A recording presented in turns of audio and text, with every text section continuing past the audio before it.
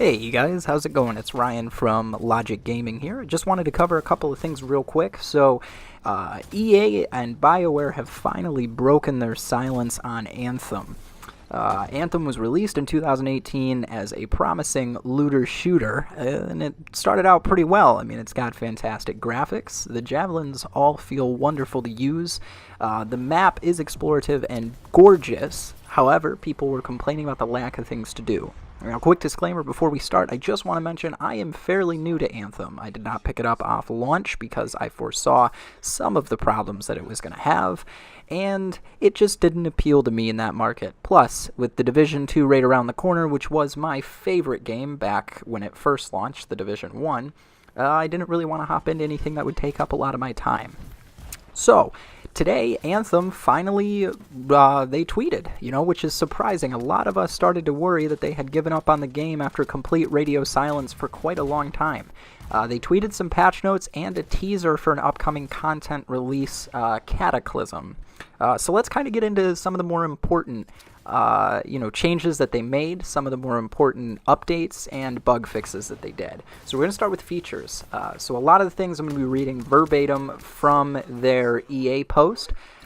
So in free play, they improved the compass to show collectible items as a question mark when you are near one. Now, I don't do free play much, but the compass is pretty lackluster, and I'm hoping this kind of adds some life to it.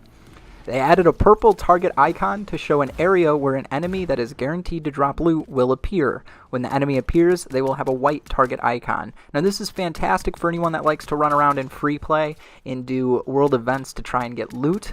Free play was one of the weakest ways to get loot before.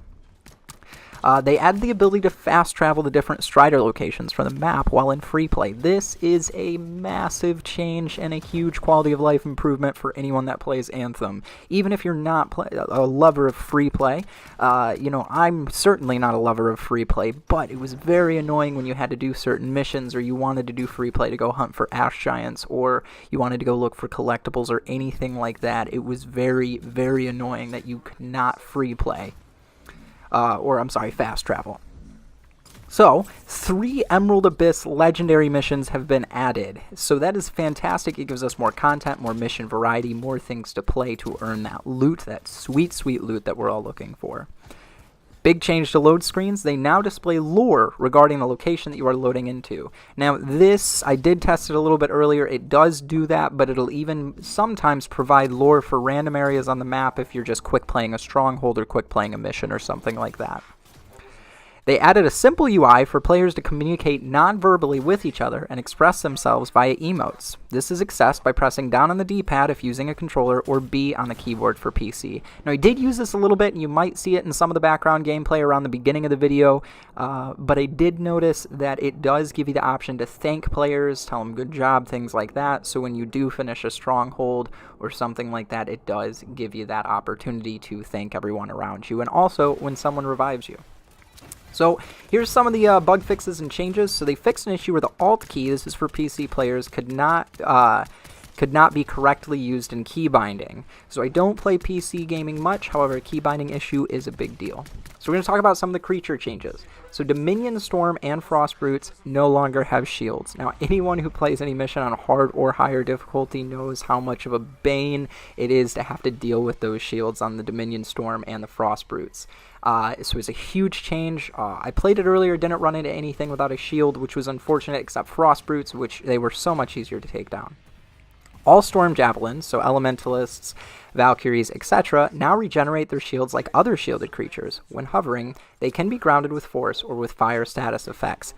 I'm looking at you, Colossal, and your, or Colossus, and your Flamethrower. The Scar Hunter can now be grounded with Fire status effects. Improve the animation of the Scar Grenadier grenade throw to be more clear. So here's where they did some Javelin changes. Looking away from interaction point while interacting no longer cancels the interaction. Big quality of life improvement there. So we're going to move into some of the gear changes they made to the Interceptor, and all the Javelins from looking at this received a massive buff across the board.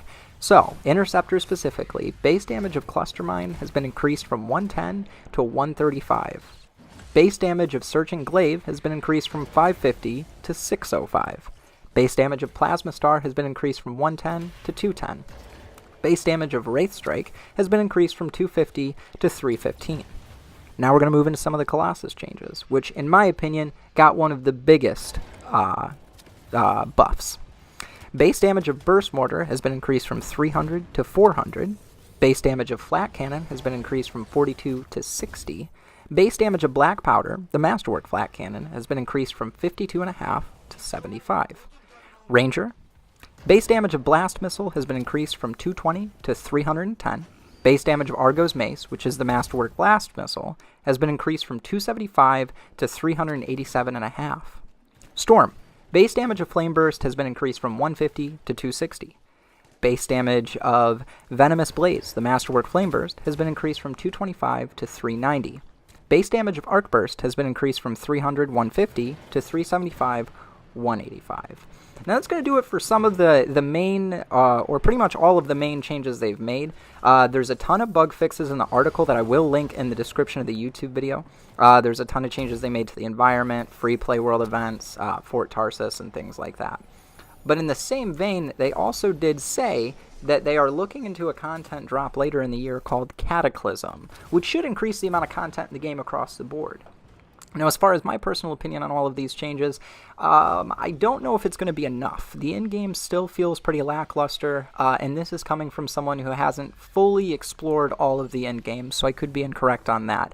I've got many, many hours played into Anthem, but I haven't grinded through it as quickly as I want. I'm at the point where I grind strongholds and things like that for better loot and gear. I'm also very bad at the game. As you can see from the background footage, my accuracy is, gosh, awful.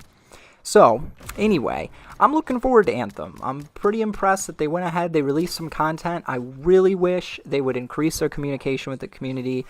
They know the people who play this game love it. I absolutely adore this game. The gameplay is tight. The gunplay feels good. The movement system is by far one of the best things I've ever seen. It's so seamless to go from flying to being on the ground to evading and dodging just like that.